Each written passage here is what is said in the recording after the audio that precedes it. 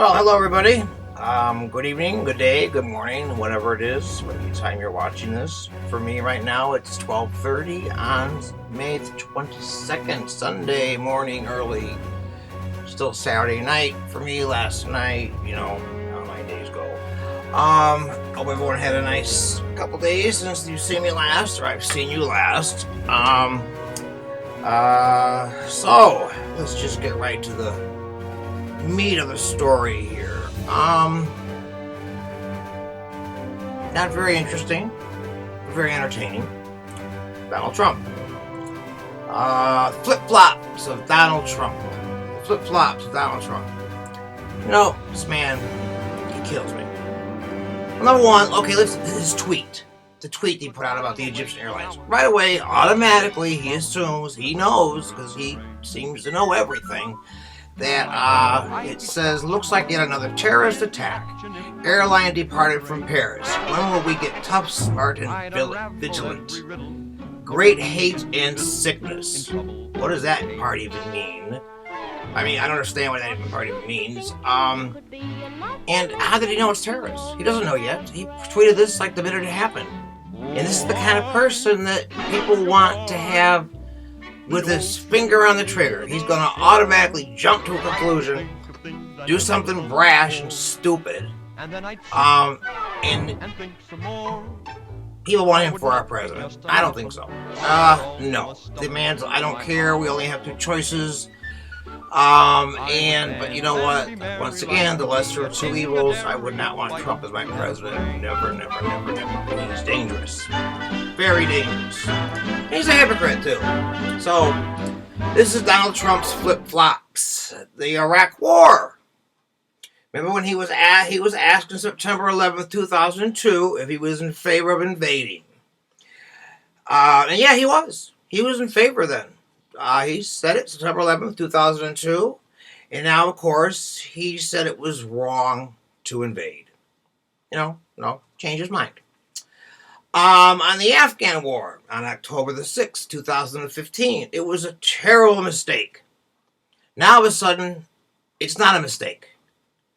On abortion, he claimed on October 24th, 1999, I'm very pro-choice.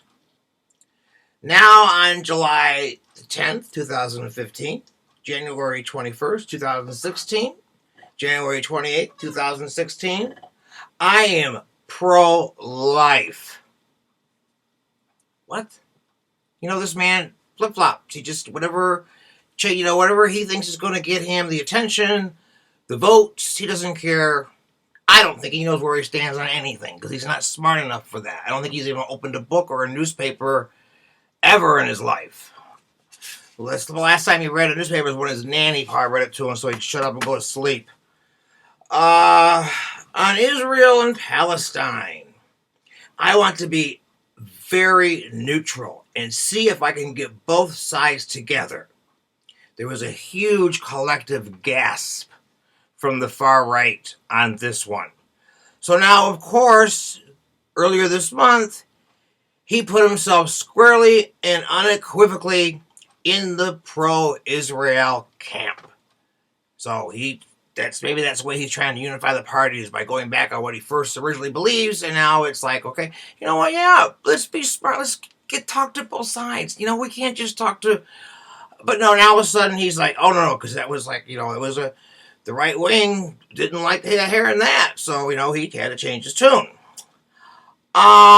Immigration. Oh boy.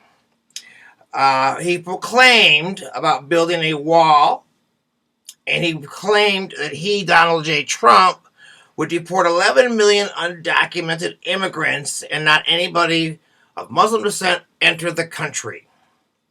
Now, quoting him, everything's negotiable. Everything's negotiable. Because now, the pool of people that would be banned has shrunk since Trump first made his proclamation to keep as many as 1.6 billion people from entering the United States. He first described the proposal in December. It was total and complete shutdown of Muslims entering this country.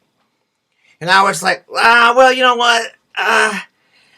His new policy is it would not apply to Muslims already living in the United States, and then again, it wouldn't apply to Muslims that were like high-ranking officials, like the mayor of London, Sadiq Khan. I think because he said to him, he said, "I don't care. I don't have to go to America. I don't want to go to America. You don't want me there. I won't go." So he's kind of backed off on that because he knew he spoke before he thought, which is pretty much what he does. And let me see, what else have I got here? Oh, okay, gun. Because Hillary wants to get rid of the Second Amendment. He's probably never read the Second Amendment. He probably doesn't even know what's in the Second Amendment. Anyway, he previously argued in favor of banning assault weapons, okay? And supported a bill that would limit and make a longer waiting time for assault weapons and guns. But now he's changed his position, and now this is what he said about the assault weapons and banning the guns, and he leaves a longer wait time to purchase a gun. It was all articulated in his book, 2000 book, The America That We Deserve. The America We Deserve. So he's changed his tune on that too.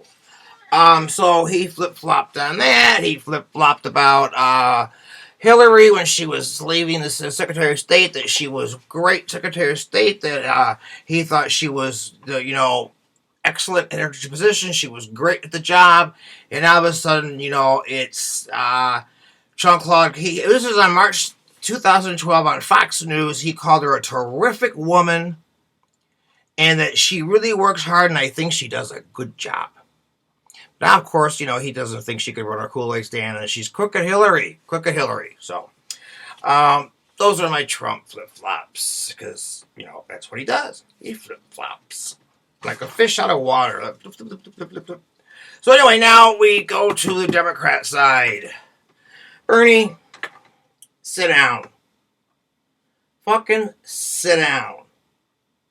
You're going to ruin it for the Democrats. You aren't going to win. It's just mathematics. Just really, unless a miracle or, I don't know, but he's not going to win. He's not going to win the nomination. And I don't know what he thinks he's doing. I don't know how he really thinks that he can, and why he's just keep beating on Hillary, making her look bad, as well as Trump is. So, and it's going to be hard to take those things back and join the party and unify the party. It happens. It happens all the time. I remember when Bush and Reagan, they were at each other's throats and then became best friends and vice president and president. So, but anyway, just sit down, please, Bernie. And then his followers, they're causing. His followers, they're acting on they're the same level as Trump's people. These protests and all that. Leave it alone. Come on. And then this Democratic in the convention in Nevada last week, they're throwing chairs and people getting arrested, and another gift to the Democrat Party. What's her name? Debbie Wasserman Schultz. Another brilliant Democrat we have running for help on our side right now. She didn't help to quell that fire. She just pissed Bernie off more. But she's right. Bernie needs to tell his people to calm down. And he needs to tell them, stop. We all thought it was going to be this big circus and showdown, the Republican in Cleveland, and now it's going to be in Philly instead. So, I don't know. It's terrible. So, Bernie needs to sit down, let it go, join forces with Hillary, because he's going to screw it up. He's going to screw it up for the Democratic Party. We were so close to getting in the White House again. And now it's a nail biter. Pisses me off. That's all I can say. All right. Now for my little personal, let me get a little coffee here.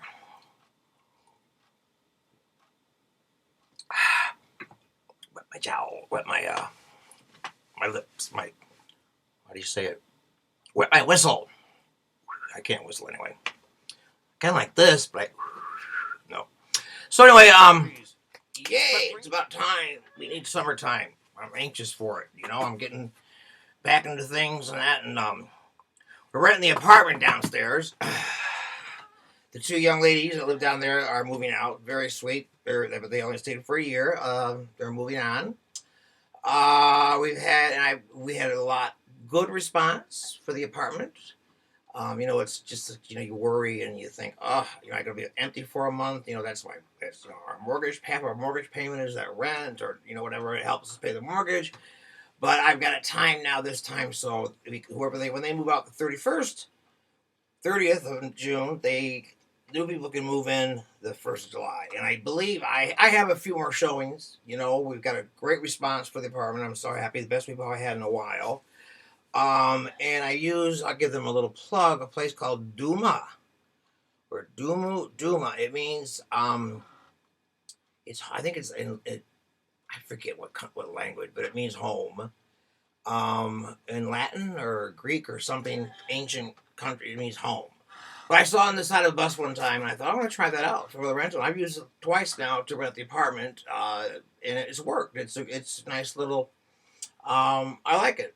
Put your pictures up of the apartment, you know, today, and I lucked out because the people downstairs have moved everything out so people can come in and see what the furniture, it looks like with furniture in there instead of it being empty and blah, blah, blah. So I've been doing that. That's been keeping me busy, and like I say, I think I've got a prospective tenant. A couple that I've decided I think that's who I want. So, sorry if you're hearing this and I think in your company, but anyway, I don't know, but I think so. I think I've got myself somebody. We got two down there. So, all right, that's just a little bit of my personal life, our personal life. Like I say, you got any questions? I'm still working on that darn website. Sorry. And I did get a suggestion from somebody from pminsights@yahoo.com. You'll see it scroll inadvertently across the screen once in a while. And they gave me suggestions, something they want me to talk about. So I'm doing a little research on that, and I'm going to probably do that next time up here. So thank you for the suggestion. You know who you are. They prefer to remain they refer to remain nameless to protect the innocent or maybe the guilty. So thank you for that. And I say, anybody got a topic, got a suggestion, let me know. Did you notice my addition to the set here at the studio? And I was correct myself. I told you that this was cashmere made in the United States. No, it was not. It's not made in the United States. It's not cashmere either. But anyway, I added a little thing to stretch it out a little bit more and get a little color, and I'm trying to get the green screen effect so I can have a bad different backgrounds, but I just can't get it right yet. But it's okay. We'll work it out. It's fun. I got little background things going on anyway too. So but yes, new edition. And I also, last time when I gave the weather, I asked if anybody who could tell me who PJ Huff was. That's a hint because it was during the weather.